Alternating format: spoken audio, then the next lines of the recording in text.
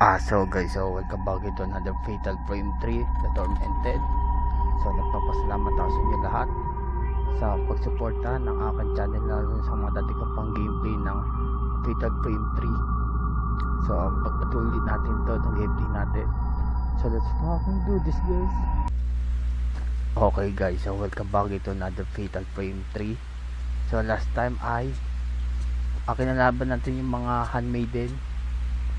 So, punta tayo dito. Update photos. Notes. Wala. Punta natin si Miku. Oh.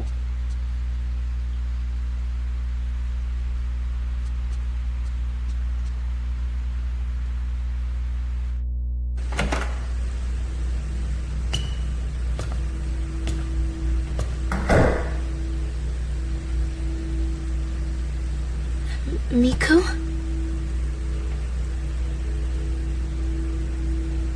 Rei, we're going to die.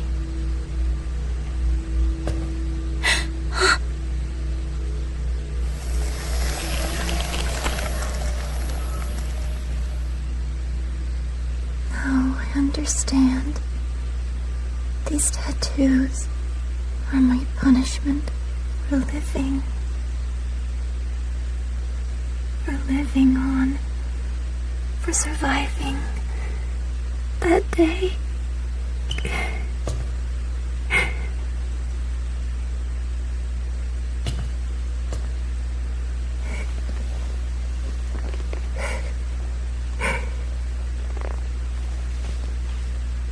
Ever since I was a child, I've been able to see things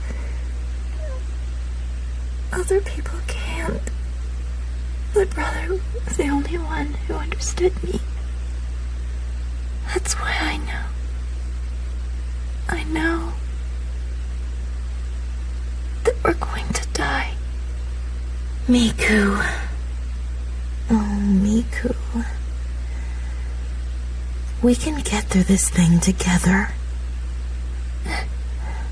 Everything's gonna be okay.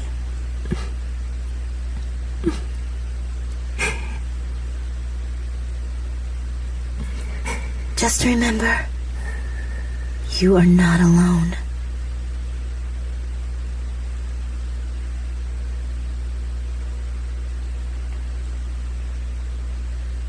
Thank you.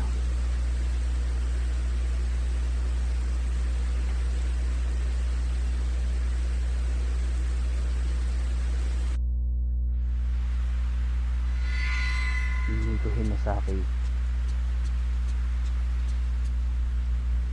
Hey Miku, Rei, ever since I was a child, I've been able to see things other people couldn't. My brother was the only one who understood this. Mafuyo and I went together to the Himuro mansion. Hoyo sa one, to that rope house. But I was the only one who returned. My brother stayed behind in the mansion with that woman who had died. He said it was his fate. I always loved my brother for his kindness, and so I had thought this memory would stay fresh in my mind. But the memories grow fainter and fainter. Now it's all I can do just to remember him. When I saw Mafuyo in that dream, I just wanted to be with him again. If I'm just going to end up forgetting him, then I want to be with Miku.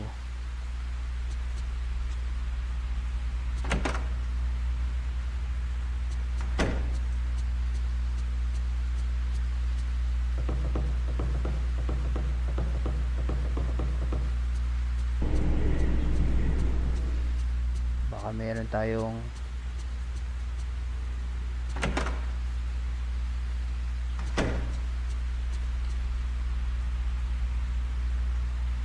okay.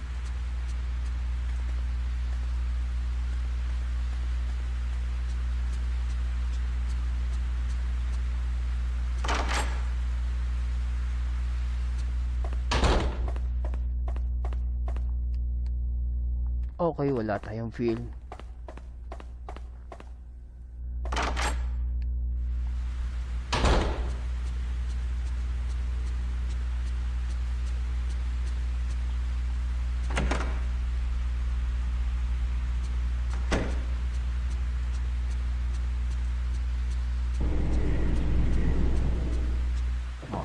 tayo dito.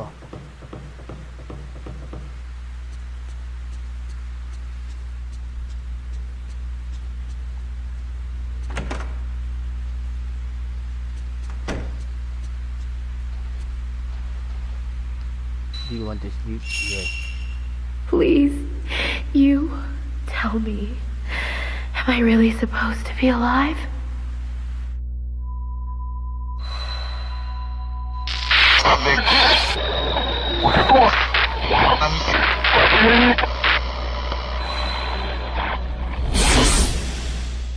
Oh.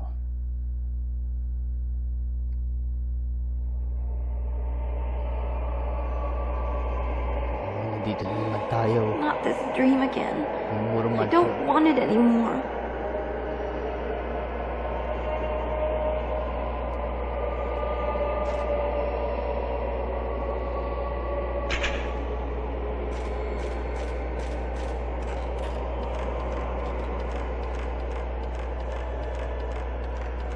Hindi.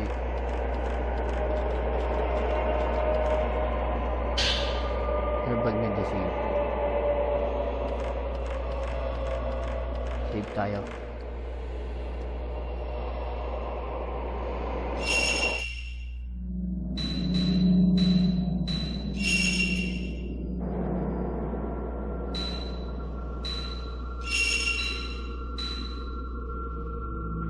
Okay dito.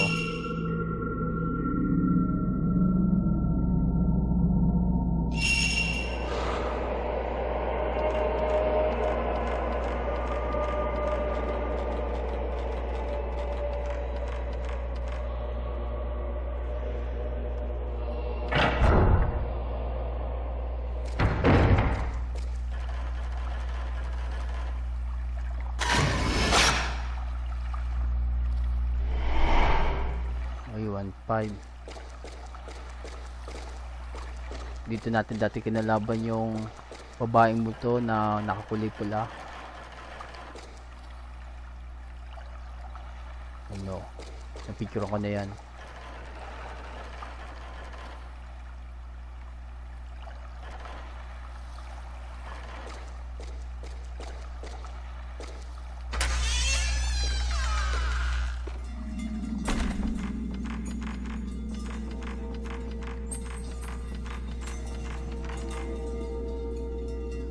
Oh, may babae. Babae yun na. Ayun. Babae.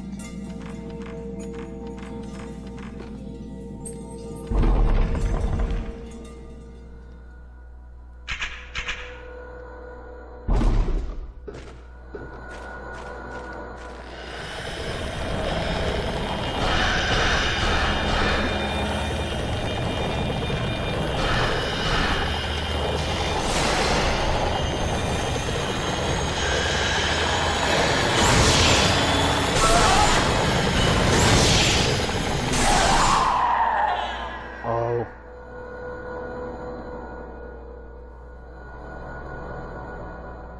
I got to go back. Go back and forget. Oh, mafuyo.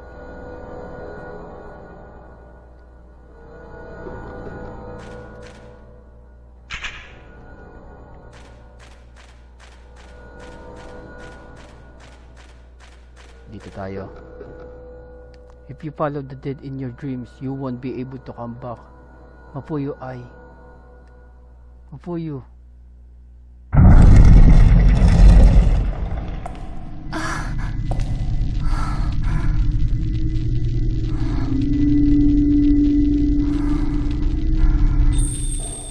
And show. Brother.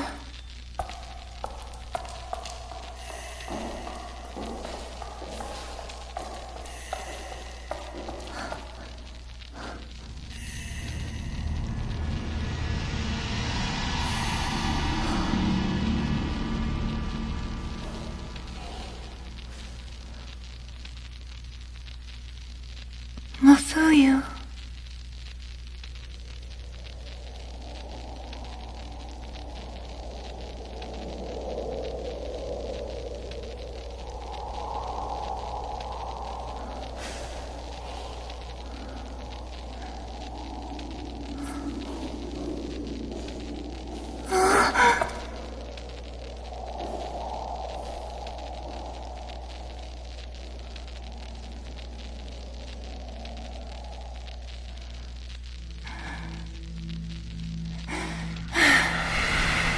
Oh.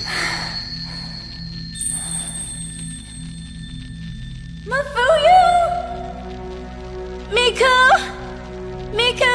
Don't follow him! We all die eventually. But I never If really you thought follow the about that dead, until you now. can't come back! I realized my Easier to true go to the feeling other side, but don't give up! when I saw the You man can't give my up! dad. He's already dead. You're a stronger person than I am. You always I encourage want and to comfort meet me. my brother. I feel that being around I you just has made me want to stronger. see him one more time. Please, Miku, go!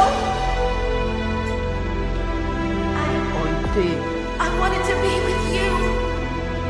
Miku, don't leave me behind. Don't go. Just once more. If only.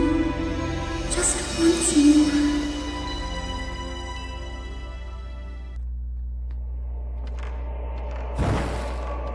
Okay. So, second attempt. Tignan natin dito. Okay. So, tinignan na natin yung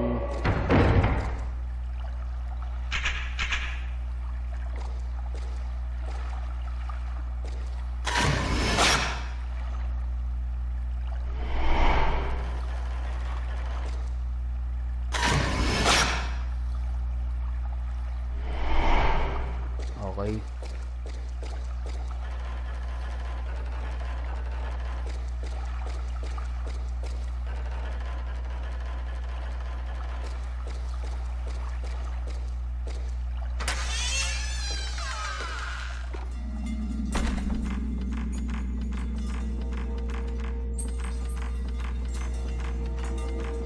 Ito.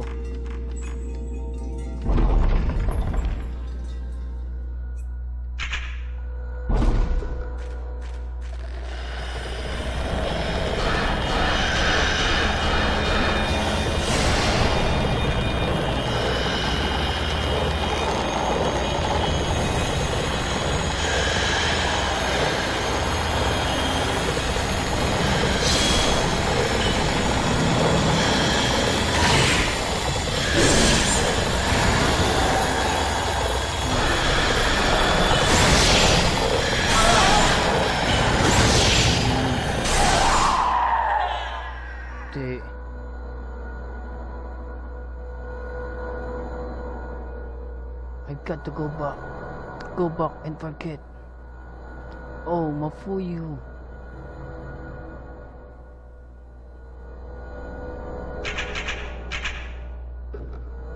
I've got to go back to reality, to Rei.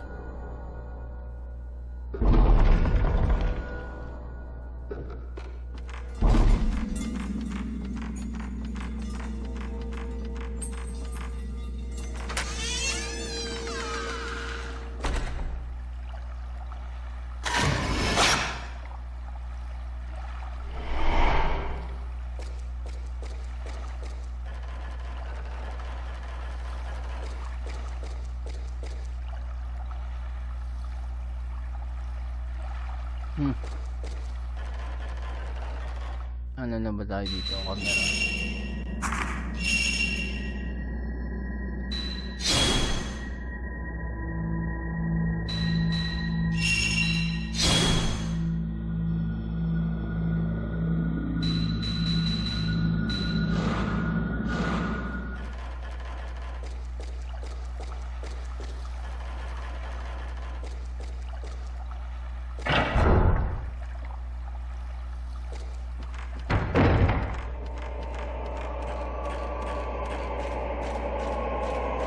Ito na.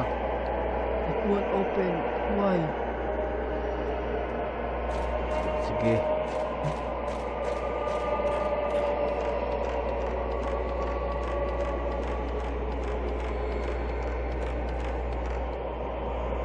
Okay.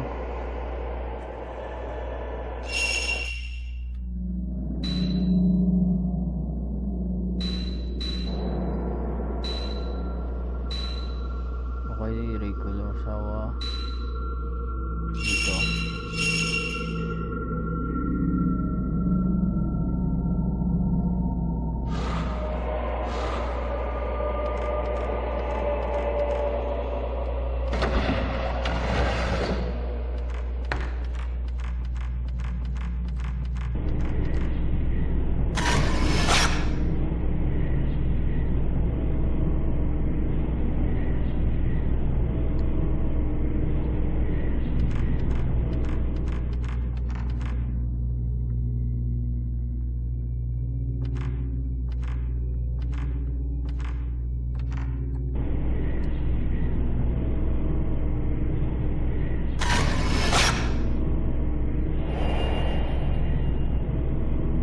An image of a something has been caught on the photo.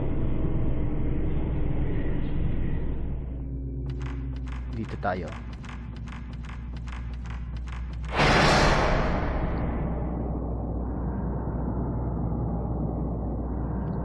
Oh. Oh, hindi. Pati rin yung cutscene. Na ano. Sayang.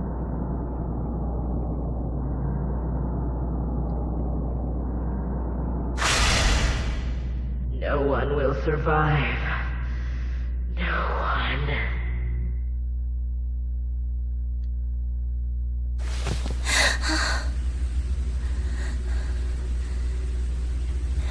Miku.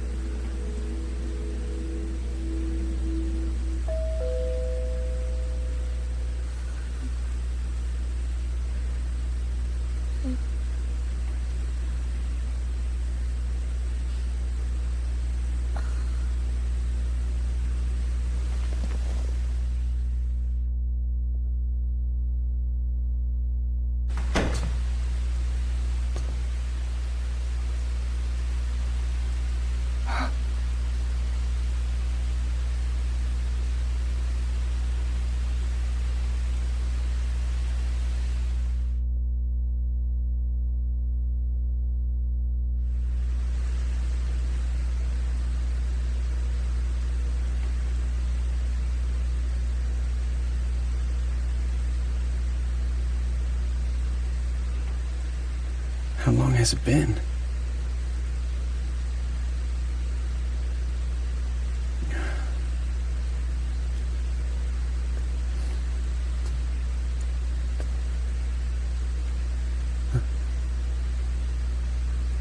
I can't take anymore. Are we going to die?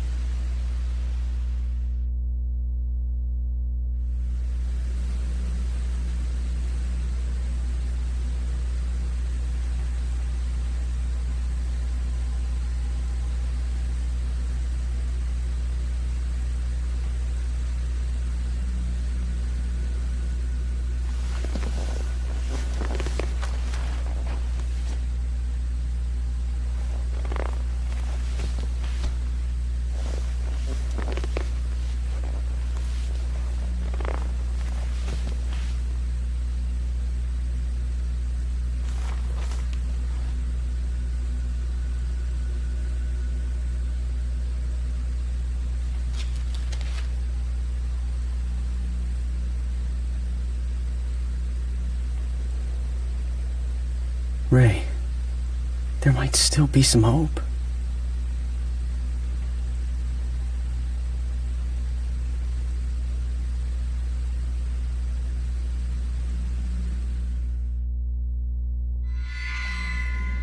Okay.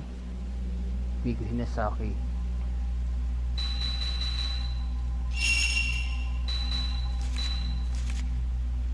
Miku Hinasaki. Miku has she gone to the one she longs for her brother? She longs for her brother. Is her decision the right one? And for me too?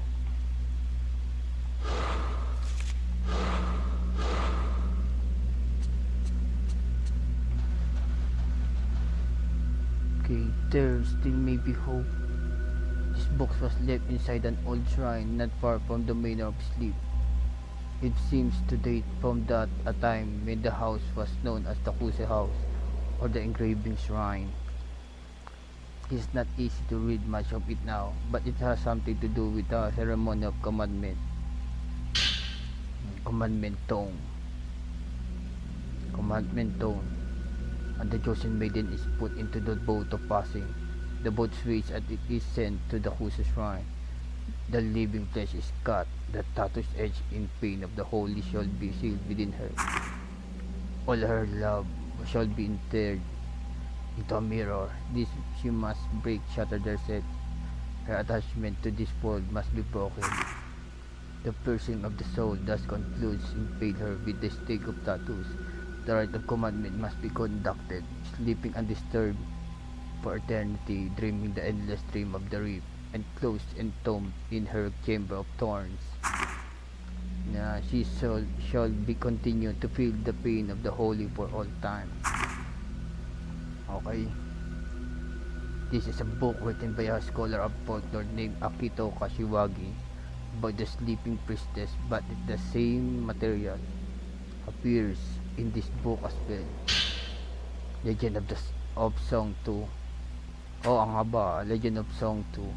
After extensive research on the Mutsu lullaby, the sleeping priestess lyrics were discovered that appears to be even closer to the original. The following includes thought on how the song came about as well as its meaning.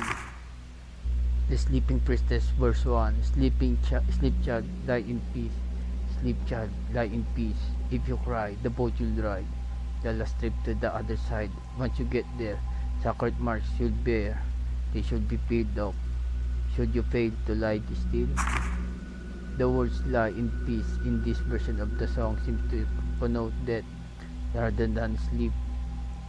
The words sacred marks may be related to the area's legend of the tattoo master, or perhaps in the original religious song it's expressed a meaning of engraving a tattoo. The sleeping priestess, verse 2. Sleep child, lie in peace. Sleep child, lie in peace. If the priestess wakes from her endless dream, perform the rites of stakes. Her limbs pinned tight, lest the doors open wide, and suffering unleashed on all. After researching various oral traditions, there was found to remain here the vestige of a spiritual phase of sending the spirit of the dead to the sea. Despite the fact that it is in the mountains, this sea may signify the underworld. If the doors are taken as the doors to the other world, then let the door open wide and suffering unleashed on all. Seems to connote that if the doors to the other world open, some disaster will occur. This song may have originally related to a ceremony that protected the gate to the other world. The combination of elements such as the title, the sleeping priestess, the priestess waking, sleep, and laying to sleep, just pose with the words to him, hence the meaning of priestess being aided to sleep. In other words, to be put to sleep as sacrificial property can thus be read into the song. Following is a diagram found in the regional documents combined with the legends that seem to be based on ceremony and religions. Is in the center of this illustration there is a small shrine where engraving shrine is written. The part of the song about the tattoo lends credence to the theory that the song may have been sung here. If in the engraving shrine there is a vast sea, the underworld, and the shrine is drawn as the boundary between this shore and the other shore. The lore accompanying the diagram is as follows. Break fresh skin, engrave the holy, impale the tattoo stake, subdue for eternity, to sleep in the rib.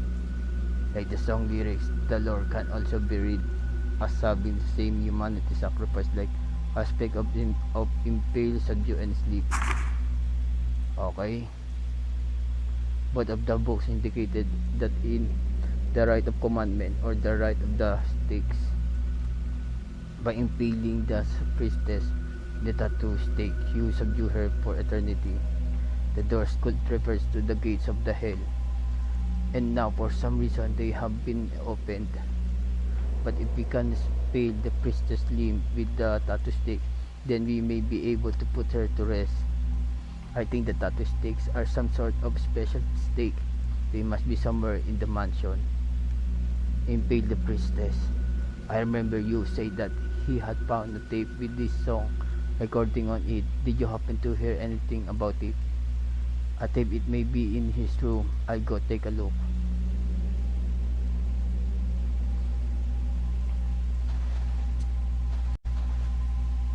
There was a custom called impaling the scene that was practiced in the past by the people living in the area of the Manor of Sleep. It doesn't go on much anymore, but once a year the people will put their own clothes on a straw and take it to a sacred tree on the mountain in order to dispel their misfortune. So they were offering their sin to that other world. The rite those girls perform must have the same origins. The stakes used were called Shinue stakes. Shinue means tattoo in the language of Ainu people. I think that this regional custom of impaling one's misfortune sin and the pain on the mountain has to have come from that rite. Everything's going to be fine.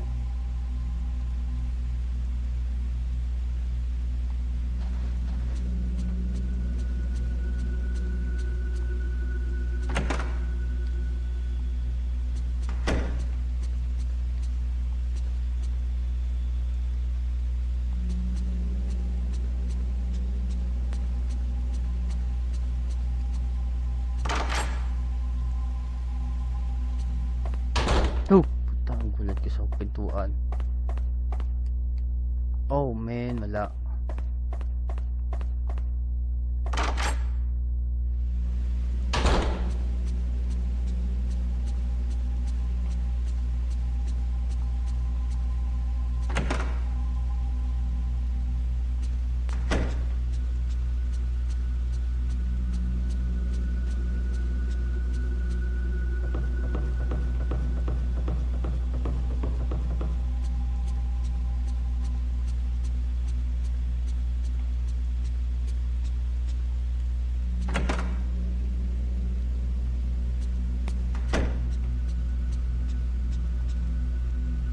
Very okay.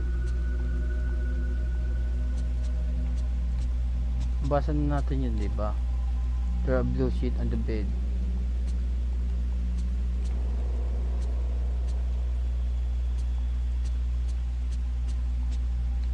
There are typed and handwritten letters and several books left out on the desk. In news document 5, there is a newspaper in which a man who resembles the one the photographs appear. Then surveyors go missing while conducting a geological survey for the planned Minakami Dam site. Masumi Makimura, 26, entered the Minakami Mountains and then disappeared. Makimura's fiancé Miyako Sudo, 25 years old, went looking for him and disappeared similarly. As of yesterday, the research for them was called off and construction of the Minakami Dam resumed. The Minakami Mountains area has historically had many cases of missing persons. Myths of spirited aways are popular in the area. This incident is also rumored to be one such spirited away. The police continue to call for provision of any information related to the disappearance of the two. After consultation with the relatives on both sides, they announced that they would be terminating the search. You added the newspaper article and surveyors go missing to your files. Missing in Minakami. There is a notebook that says the Manor of Sleep in the doorway. Perhaps it could be useful for something. Oh, the Manor of Sleep. The Manor of Sleep. Urban legends. The Manor of Sleep is an urban legend that was whispered among those in psychiatry about hospitalized patients suddenly disappearing. There are several stages to it, and it progresses like a sickness. Having the same dream, the patient who later go missing first see the same dream every day, usually about dead lovers or family. 2. Dreaming of the manor. Next, the patient dream about wandering into a large manor. It's a huge snowy Japanese style house It is laid out haphazardly. As thought, many extensions were added then deep in the manor. One discovers their dearly departed. 3. Proceeding deeper into the manor. Patient follow the dead deeper into the manor. Most patients find the same scenes and phenomena along the way. For example, hearing a lullaby, seeing a mass, funeral march, or being pursued by a tattooed woman. Hallucination while awake. At this stage, the patient complains of abnormalities of the body. While awake, the symptoms are common to all patients, and when they wake they feel a sharp pain and see a growing blue bruise or snake-like tattoo. 5. Decrease in waking hours. At this stage, the patient response to external stimulation grows weaker, and the time spent in sleep also slow increases. From a medical viewpoint, this is a defensive reaction to pain. If the patient are actually in pain, it is a normal response. 6. Missing vanishing. Then 1 to 2 months after the first stage, the patient goes missing. Missing is the official terms. It is said the patient actually vanishes, leaving a only black suit-like mark.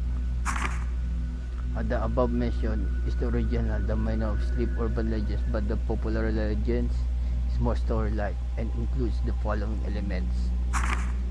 1. Strong feelings for the dead someone, the first nightmare. 2. Once you follow the deceased in the dream, you can no longer return. 3. If the sleeping person dreams of a lover or friends, it will beckon that person into sleep. The Manor of Sleep disease spread thusly. For deep in the Manor of Sleep is the world of the dead, and you make it, you can meet the disease there. Okay? If you pursue the dead, you will not be able to return. Even I knew that there's an undressed envelope in the desk. It seems as though there is a cassette tape inside. Perhaps it was to be sent to Kei. Okay, a notebook was in the envelope. The Sleeping Priestess.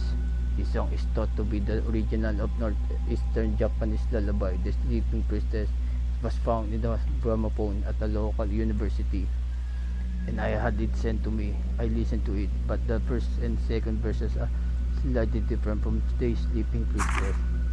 This is thought to be due to differences in the period and area where the song was transmitted. For the major differences is that there is also a third verse. I have to look into it more, but it seems that the mood changes from the first 2 verses to the third. I wrote the lyric as I heard them. The Sleeping Priestess, third verse. Go to the other side, go to the other side, cast the boat, take a ride, cross the reef to the other side, further and further to the other side. It may sail bearing your tattoos and our offerings of tears. The first and second verse are littered with brightening words, but the third verse is more melancholy. It's particularly the ending of the song seems less like a lullaby than something sung at a funeral. So, added this, okay? Dito. Parents on the book. The bookcase, there is a book with the Buddhism image that resembles the Buddhist image in the photograph. Ritual and status. This statue is from a derelict temple in the Akita Mountains. It is standing upright but seems to be holding something like reins in its hands, making it a very unusual Buddhist statue. The temple appears to have been neglected for many years, and both the ceiling and floors fell in. The books were completely decomposed. Upon investigation, a small amount of the blood was found on the statue, and there were also traces of the same blood on the floor of the temple. It appears some kind of false ritual or sacrifice may have taken place here. No oral tradition or documents related to the temple are left in the surrounding mountains villages, so the details remains a mystery. Okay. Yes, Raman Room. In use document pad, there is an old newspaper with an article entitled Temple and the Shrine Carpenters. Okay. Carpenters spirited away. Shrine carpenters spirited away. There have been incidents of shrine carpenters disappearing across the region. This month, Along 10th shrine, carpenters have gone missing, and it is rumored that they may be so-called spirited away. All 10th shrine carpenters were young and well respected, and it is said several had been summoned to rebuild the secret shrine somewhere. Okay.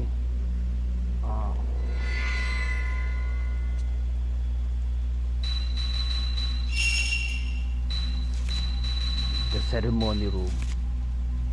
I found a Buddha image similar to the one on the blood-stained altar in an old book of Bolton. The book suggested the image was a kind of memorial used for offering live sacrifices. Is the image in the book the same as the one in the house? What was happening in there? Missing in Minakami. The man who appeared in the photo is Masumi Makimura, who went missing 3 months ago near the Minakami dam site. His fiancé went to look for him and never came back. Many people have gone missing like this in the Minakami area, and there are rumors that they have been spirited away.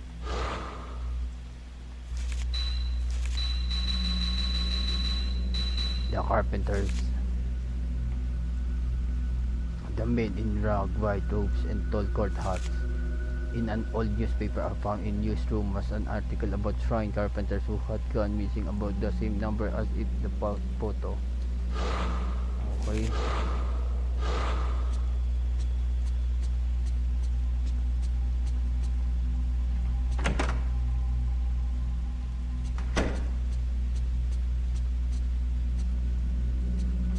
Dito.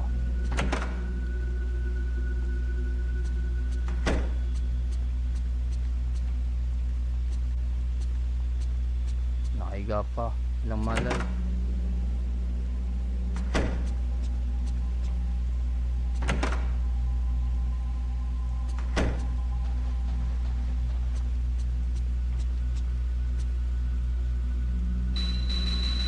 Old tip, sleeping priestess. An old tip from which the label is peeling off. Sleeping priestess can now be made out.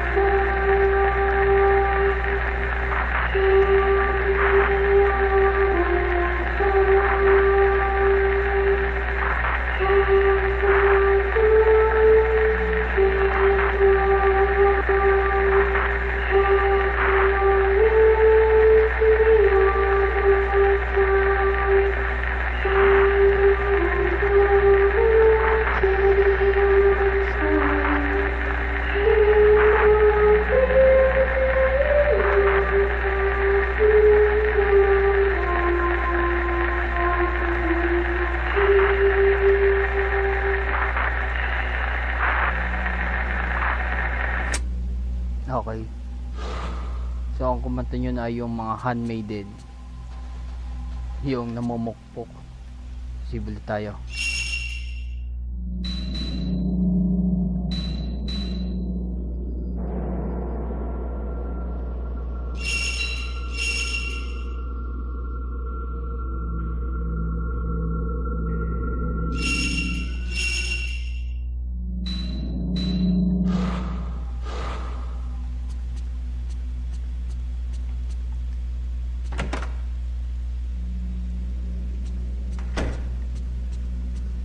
Okay.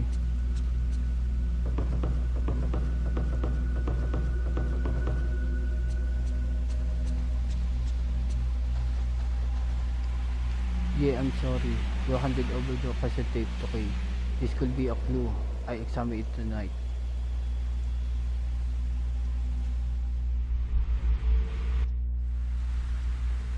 Okay guys, so hanggang dito na lang muna tayo. So nagpapasalamat ako sa inyo lahat sa pagsuporta ng aking channel, lalo sa mga dati ko pang gameplay ng Fatal Frame 3.